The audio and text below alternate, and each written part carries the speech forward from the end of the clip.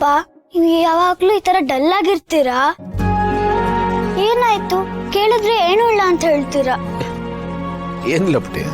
ಇಲ್ಲ ಪಪ್ಪ, ನೀವ್ ಯಾವಾಗ್ಲೂ ನಗ್ನಗ್ತಾನೆ ಇದ್ರಿ, ಬೇಜಾರೇ ಮಾಡ್ಕೊಂತ ಇರ್ಲಿಲ್ಲ. ನೀವು ಬೇಜಾರಾಗ್ದೇನು ಸ್ವಲ್ಪ ಹೊತ್ತು ಅಷ್ಟೇ, ಆಮೇಲೆ ಸರಿ ಹೋಗ್ತೀರಾ. ಈಗ ನೋಡಿದ್ರೆ ಫುಲ್ ಡೇ ಬೇಜಾರಾಗಿ ಇರ್ತೀರಾ.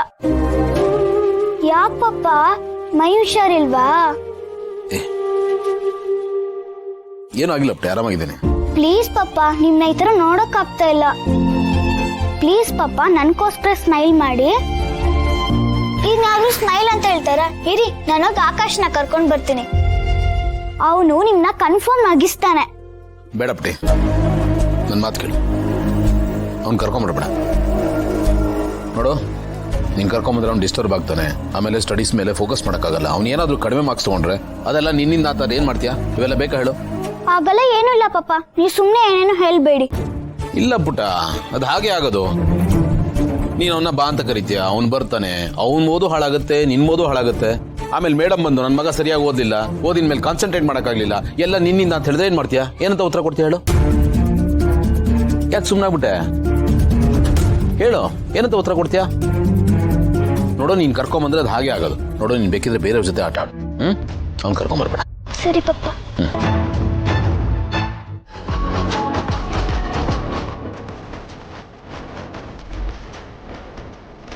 ಇದೆ, ಒಬ್ಬ ಮನುಷ್ಯ ಜೀವನದಲ್ಲಿ ನೂರಾರು ಆಸೆಗಳು ಇಟ್ಕೊಂಡಿರ್ತಾನೆ, 10 ಕನಸುಗಳು ಕಟ್ಟಿರ್ತಾನೆ. ಆದರೆ ಆ ದೇವರು ಅದ್ಯಾವುದನ್ನು ಈಡೇರಕ್ಕೆ ಬಿಡೋದಿಲ್ಲ.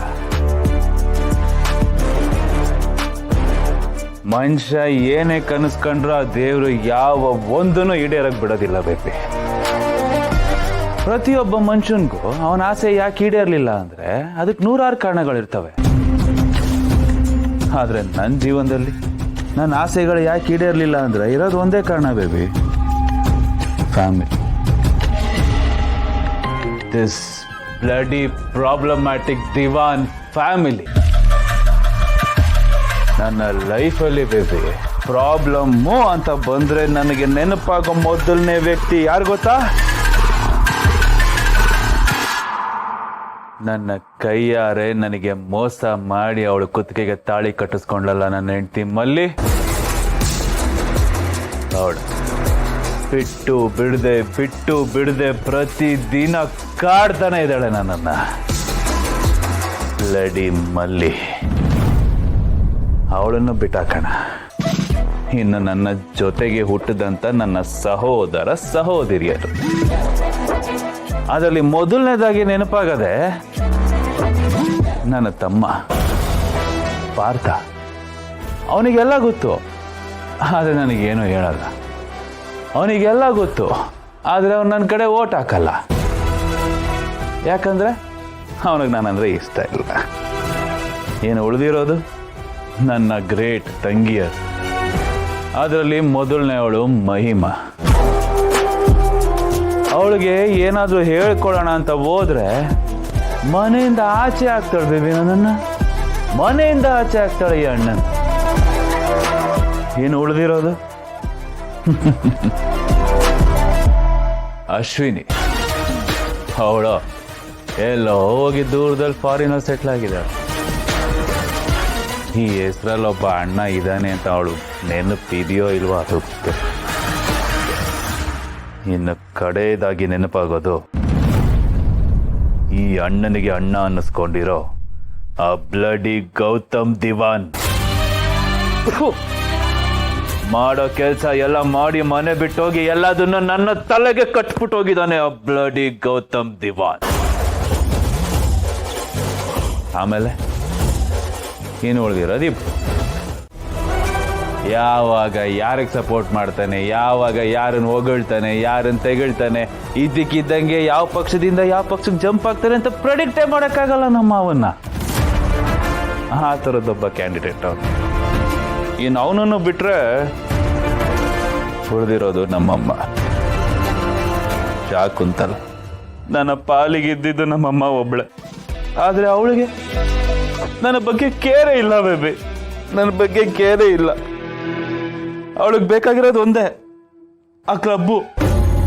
ಇಲ್ಲಿ ನನ್ನ ಜೀವನ ಹತ್ಕೊಂಡು ಉರಿತಾ ಇದ್ರೆ ಅವಳು ಮಾತ್ರ ಅಲ್ಲಿ ಕ್ಲಬ್ ಅಲ್ಲಿ AC ಕೆಳಗಡೆ ಕೂತ್ಕೊಂಡು ತಣ್ಣಗೆ ಕಾರ್ಡ್ಸ್ ಆಡಿ ದುಡ್ಡು ಕಳ್ಕೊಂಡ್ಬರ್ತಾಳೆ. ನನ್ನ ಪಾಲ್ಗೆ ಯಾರೂ ಇಲ್ಲ ಬೇಬಿ, ನನ್ನ ಪಾಲ್ಗೆ ಯಾರೂ ಇಲ್ಲ. ನೀನು ಇಡೀ ಫ್ಯಾಮಿಲಿ ಎಲ್ಲ ತೆಗ್ದಾಕಿದ್ರೆ ಉಳ್ದಿರೋಳು ನೀನು. ಅದೇ ದಿನ ಇರ್ತೀಯ ಯಾರಿಗೂ. ಜೈ, ತಪ್ಪು ಹೇಳಿದ್ನ ಬೇಬಿ? ತಪ್ಪು ಹೇಳಿದ್ರೆ ಸಾರಿ. ಆ ಜಾಗದಲ್ಲಿ ನೀನು ಏನ್ ಬೇಕೋ ನೀನೇ ಸೇರಿಸ್ಕೊ. ಆದ್ರೆ ಸುಮ್ಮನೆ ಇರಕ್ಕೆ ಆಗುತ್ತೇನಲ್ಲ? ನನಗೆ ಅರ್ಥನೇ ಆಗಲ್ಲಪ್ಪ. ಹೆಂಗೋ ಕಣ್ಣೆದುರುಗಡೆನೆ ಹೆಂಡತಿ ಮಗು ಓಡಾಡ್ಕೊಂಡಿರ್ತಾರೆ, ನೀನು ಮಾತಾಡಂಗಿಲ್ಲ, ಮುದ್ದು ಮಾಡಂಗಿಲ್ಲ, ಕನೆಕ್ಷನ್ನೇ ಇಲ್ಲ, ಕಟ್ ಮಾಡ್ಕೊಂಡಿರ್ಬೇಕು ಅಂದ್ರೆ ಅದು ಹೆಂಗೋ ಸಾಧ್ಯ ಗೆಳೆಯ? ನನಗೆ ಯಾಕೋ ಇದು ಸರಿ ಅನ್ಸಲ್ಲಪ್ಪ, ಬಾ ಬೇಜಾರಾಗುತ್ತೆ ಗೆಳೆಯ. ಪ್ಲೀಸ್ ಒಂದೇ ಒಂದ್ಸರ್ತಿ ಅದಕ್ಕೆ ಹತ್ರ ಮಾತಾಡ್ತೀನಿ ಕಣ.